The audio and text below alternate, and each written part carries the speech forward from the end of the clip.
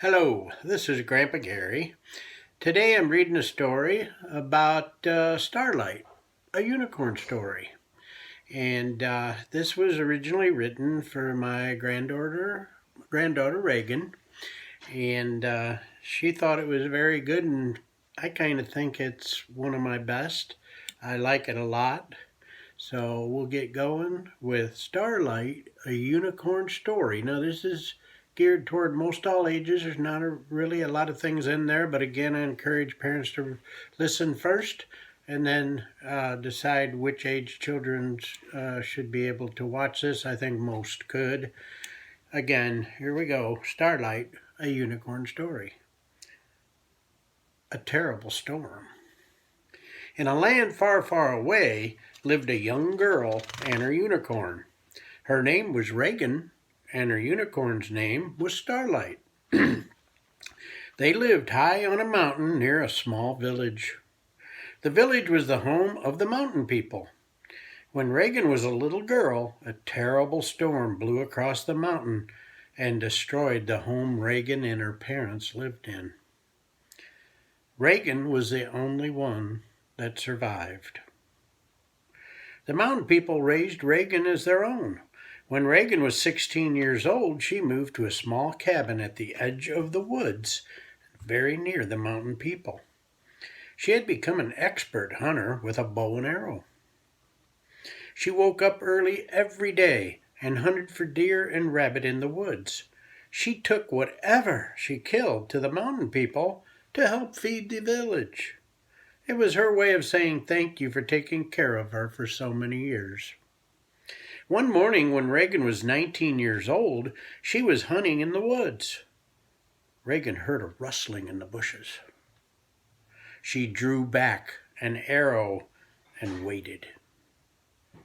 A head of a horse came out. No, wait! It was a beautiful unicorn. Reagan held her breath as the unicorn came out of the bushes. It was white from head to toe, except for a sweeping gold mane and a long golden horn. The unicorn gazed at Reagan with bright twinkling eyes. Slowly, the unicorn moved closer to Reagan. When it got close, it knelt down in front of Reagan. It was then that she knew that the unicorn had picked her to be its master. Reagan climbed on the unicorn's back. Because of her bright twinkling eyes, Reagan named her Starlight. But a secret was betrayed. Reagan and Starlight were almost always together. Reagan continued to hunt for the village every morning. Reagan was afraid to let anyone find out that she had a unicorn. Starlight stayed behind, hidden in the woods, when Reagan took what she had killed to the mountain people. One morning, Reagan left 3 rabbits and a deer in the village and returned to Starlight.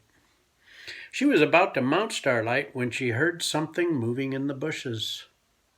Her bow was drawn and an arrow was pointed in the area where she had heard a noise. Then Reagan relaxed her bow because she saw a young girl step out into the open. The girl was about the same age as Reagan. Her name was Chelsea, and she had followed Reagan from the village. Chelsea wanted to be Reagan's friend, but she was surprised to see a real unicorn. Chelsea and Reagan became instant friends, so much so that Chelsea and her pony Pumpkin moved in with Reagan into the cabin. Well, actually, Pumpkin stayed in the barn with Starlight. Pumpkin and Starlight also became best friends. Chelsea knew she was never to tell anyone about Starlight. But Chelsea had a problem. She could not keep a secret. One day when Reagan and Chelsea took food into the village, Chelsea told her sister not to tell anyone. But Reagan had a real live unicorn. Surrender the unicorn. A couple days after Chelsea told her sister the secret, Reagan and Chelsea woke up to the mountain people surrounding their cabin. They all wanted to see a real unicorn. Reagan looked at Chelsea. Chelsea cried and said she was sorry, but she only told her sister. Reagan forgave Chelsea and gave her a big hug. Reagan knew the mountain people were bound to find out sooner or later anyway. Reagan went to the barn and led Starlight out for all to see. Everyone was in awe seeing a real live unicorn. After all, they thought there was no real unicorns. The children all got a ride on Starlight. The baker, Mr. Burley, he wanted to ride Starlight, but he was very big and fat from eating all the donuts that he baked. Reagan would not let him get on Starlight. Everyone laughed, and even Mr. Burley had a chuckle. Mr. Burley had bought a lot of donuts. He brought a lot of donuts. Everyone had fun playing ring toss at Starlight's horn. Pumpkin and Starlight loved this game because any donuts that missed was theirs to eat. It started to get dark and the mountain people finally headed home. From then on, Reagan, Chelsea, Pumpkin, and Starlight all took food to the mountain people. The people lined the streets every day just to see Starlight prance into town. Reagan laughed when she saw Starlight prancing because she knew Starlight was just showing off and having a great time. The village people lived at the bottom of the mountain. They heard about a unicorn that lived in the top of the mountain. They were very mean, and the village people wanted to see if there was a real unicorn on the mountain. They sent 2 scouts up to see if the rumors were true. The scouts hid at the edge of the woods with a clear view of the mountain people's village and saw Reagan ride Starlight into the village. The scouts returned down the mountain and reported what they had seen. The village people wanted that unicorn for their own, and they would do anything to get it. The village people sent a message up to the mountain people. "Give us your unicorn or we will destroy your village and take it. We have a large army. Save yourselves or war is coming and you cannot win." Memories are lost. The mountain people sent word to Reagan to come to an urgent village meeting right now. Reagan and Chelsea rode as fast as they could to the village. The entire village agreed it would be Reagan's decision what to do. Of course, Reagan said, "No way is she going to give them Starlight." When they heard the reply, the village people were very mad. They declared war on the mountain people. Reagan and Chelsea did not want a war. They packed as many supplies as they could and rode Starlight and Pumpkin down the other side of the mountain. When the village people heard Reagan had run away to save her unicorn, they sent 20 warriors to get her and the unicorn. They tracked them down the other side of the mountain. Reagan knew that they had a head start and were far ahead of the warriors. They made camp at the bottom of the mountain near a spring-fed lake. Reagan told Chelsea the rest of her plans. Starlight had one magic power.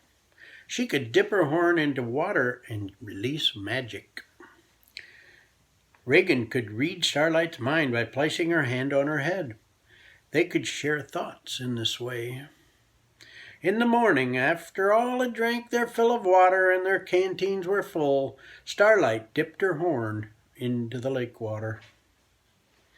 The potion she released into the water would make all who drank the water forget why they were there and what they were even going to do. The girls rode a circle back up the mountain. The warriors arrived that evening and made camp near the lake. They all drank the water and filled their canteens. When they woke up the next morning, they had completely forgot why they were there and what they were supposed to do. Frustrated, they headed back to their village.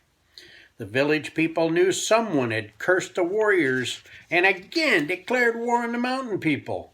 Regan and Chelsea rode into the village and told them how Starlight had erased the warriors' memories.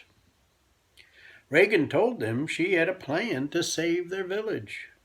She told them that Chelsea and Pumpkin would go with her to see if the plan would work. A stream runs through it. The next morning, Regan and Chelsea rode Starlight and Pumpkin out of the village. They were following a stream that ran through their village and supplied the water that all needed to live. Regan had seen if the stream ran down the mountain, and to the village people's village. The trail down the mountain was very hard, but Starlight and Pumpkin were sure-footed. In a while they entered a clearing where they could see the stream did run through the village.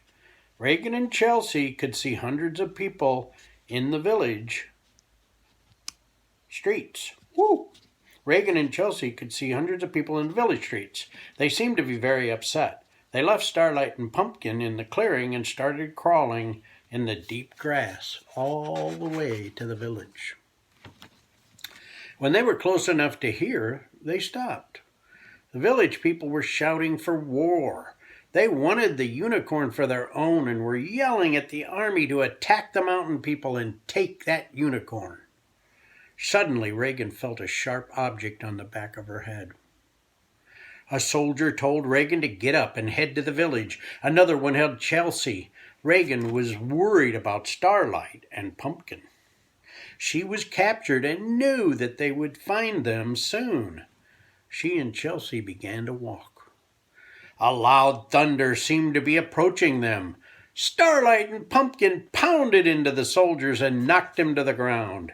They were knocked unconscious. The girls jumped onto the backs and sped off back to the mountain. Once they were sure they were safe, the girls got down and hugged and kissed Starlight and Pumpkin for saving them. They got back on and headed back up the mountain. Regan called for another meeting. She told them that soon the village people would attack them and take Starlight.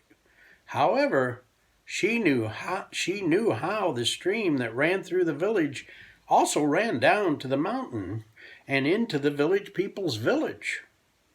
The potion would run down the mountain as Starlight would dip her horn into the stream.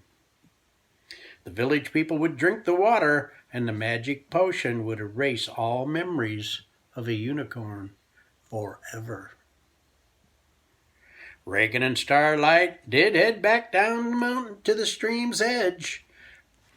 Starlight dipped her golden horn into the stream. This time her horn glowed brightly, but the water remained clear. 2 days later, Regan sent Chelsea on Pumpkin down the mountain to the village people. She asked all the people if they had heard of a unicorn in the area. No one had ever heard of a unicorn in the area, or at least they did not remember. When Chelsea was sure no one remembered anything about a unicorn, she rode back and told the mountain people the potion had worked. From that day forward, the mountain people lived in peace. Regan and Starlight stayed in their cabin and continued to help feed the mountain people. Chelsea married a fine young man and built a cabin near her lifelong friend. The girls made a vow always to help the mountain people. After all, they were mountain people too. And they all lived happily ever after. The end.